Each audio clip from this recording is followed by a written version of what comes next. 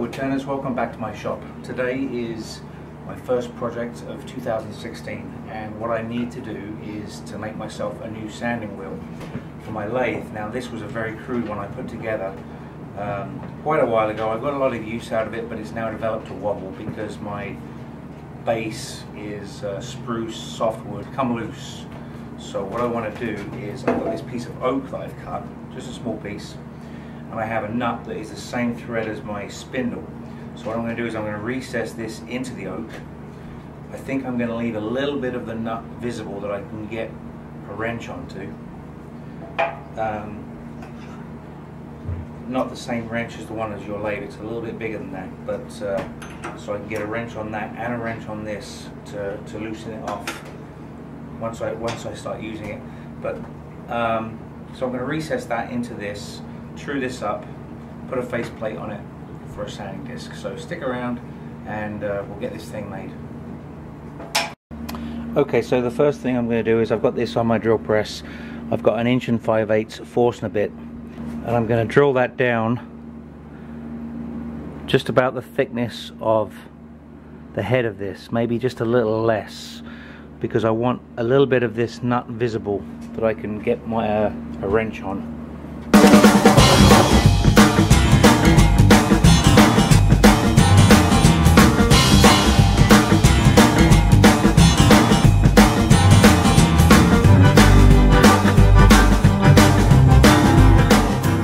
Okay, so my nut it's about 3/4 of an inch thickness, and I'm in here by 1/2 inch.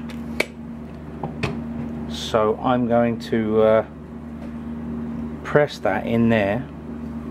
It's a perfect press, and then I will put some epoxy in these gaps around the edge, and that will allow me to get a wrench on here afterwards to release the sanding disc from the lathe.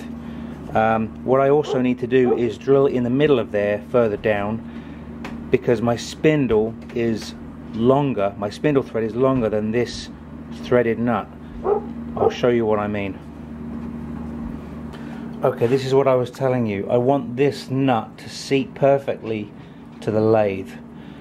Now if I were to just glue this into the block as I showed you, then what would happen was it would only go in so far and there'd be a gap here, and I don't want that. So what I need to do is get a Forstner bit the same diameter as this, which should be a 1 inch, and drill down another probably 1/2 inch so that this goes into the wood more. Okay, so what I have now is a 1 inch Forstner bit, and I'm going to drill through the center of this to accommodate the spindle thread.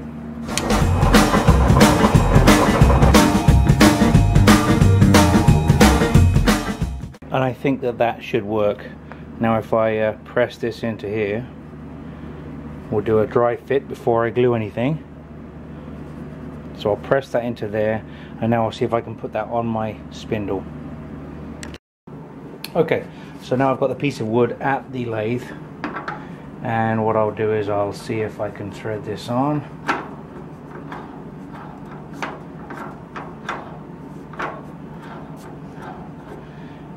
And it goes on without any issues. As you can see, the nut is seated properly, so when I get this epoxied in here and then this all trued up, I can put my faceplate on here for the sanding disc. Okay, as you can see, I'm using my System 3 5-minute epoxy again, so I'm just going to mix a little bit, 50-50, and then pour it in those gaps around the nut.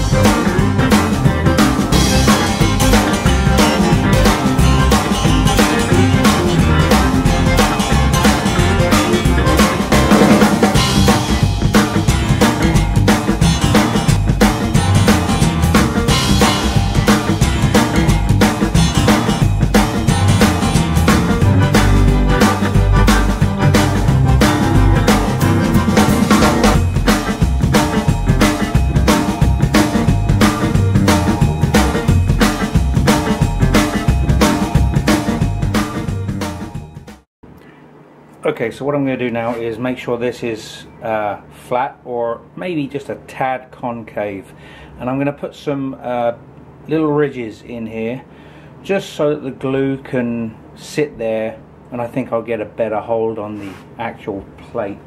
So I'm just going to use my square carbide cutter for this. A little bit too high.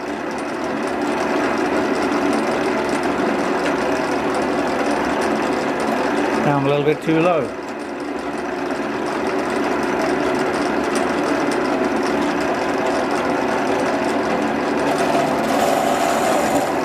Just right there.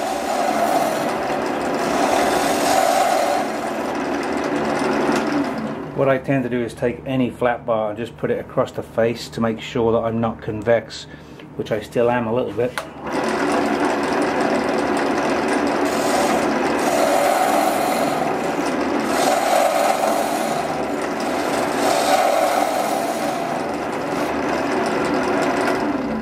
I don't want that faceplate to wobble. A little bit more.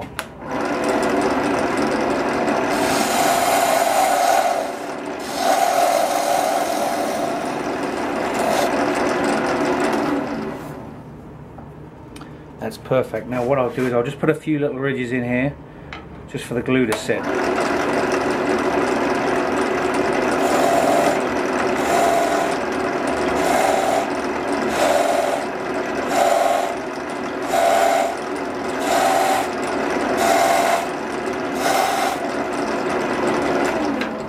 Now I'm going to get this all sanded up.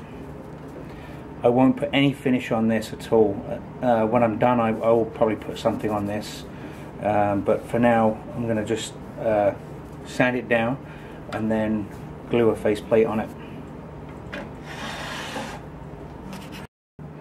Okay, so off camera I took a chisel and a mallet and I removed the old block from the sanding disc I had, because I want to try and reuse this. So, but what I'm going to do now is sand this down with my palm sander.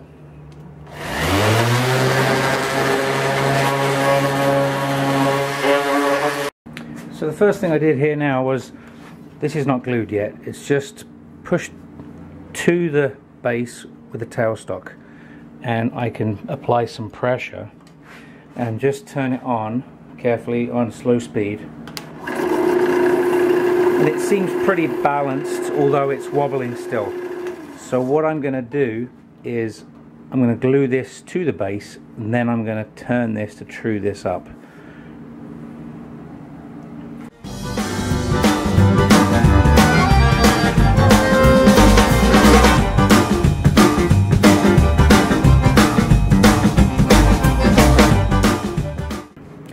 Okay, so now that's glued up, I'm going to let that set for a while, and then I'll come back and I'll true this surface up with the lathe.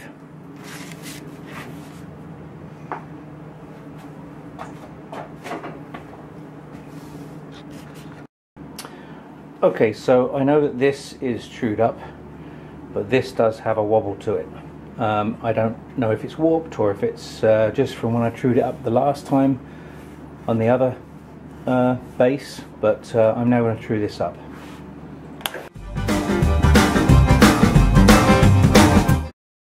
You can see how off of being true it is from where I've started cutting.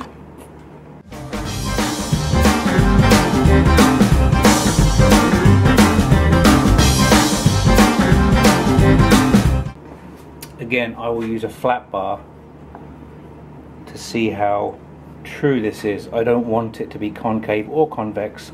I want it to be as flat as possible. It's pretty good, but I do have to go a little bit more.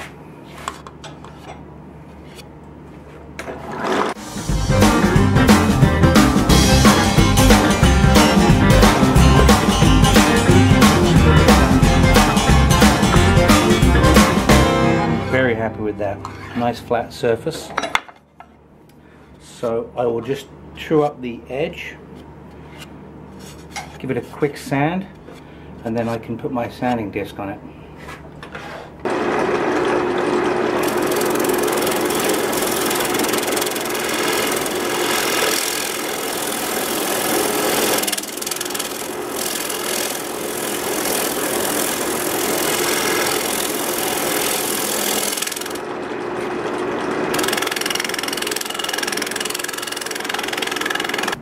Okay, so I'm just going to touch this with my sandpaper and I'll put my sanding disc on it. Okay, so I've got some tacky cloth. I'm just going to wipe off any excess dust so that the sticky back sandpaper disc will stick to the wood. I've had success with that. It sticks good, but you want to remove all the dust. You don't want any oil or anything on it. It looks pretty good. What I'm going to do eventually is I'm going to apply some oil to the back side of everything, but to the front side I've got this round disc. This one's a 60 grit, and it is this one's an 8-inch round sticky back disc. So I'm going to stick this right now. As you can see, the wood is just slightly bigger than the disc. Measure 4 inches out from the center, because there's my center. If I measure 4 inches out from there, which is right there,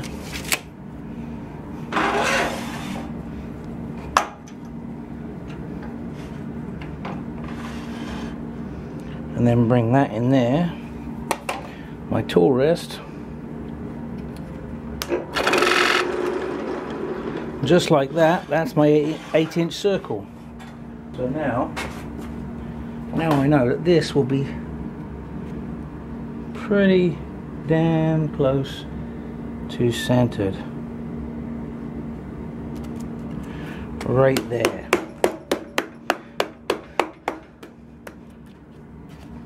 And that's that. So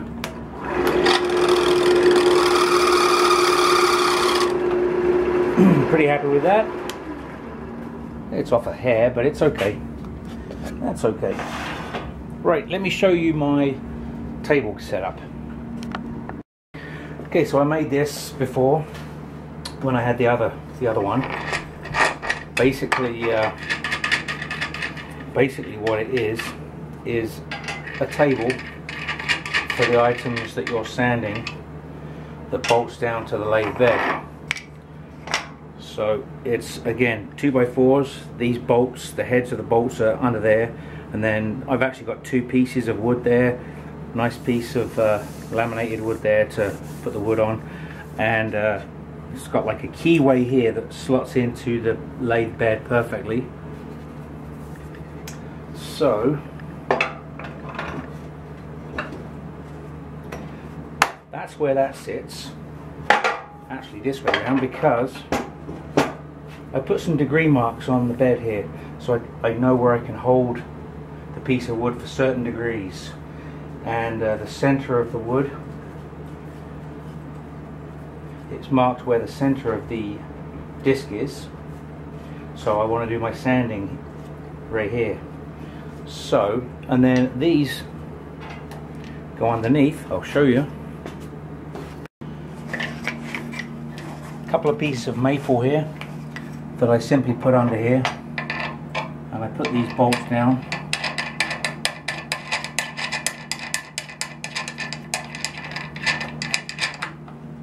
Really hand tight is good enough. It's just so the table doesn't move around.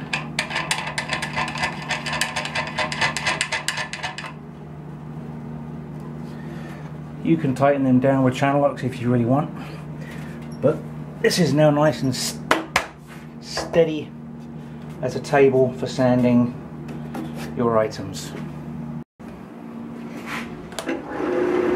You only need this on slow speed, but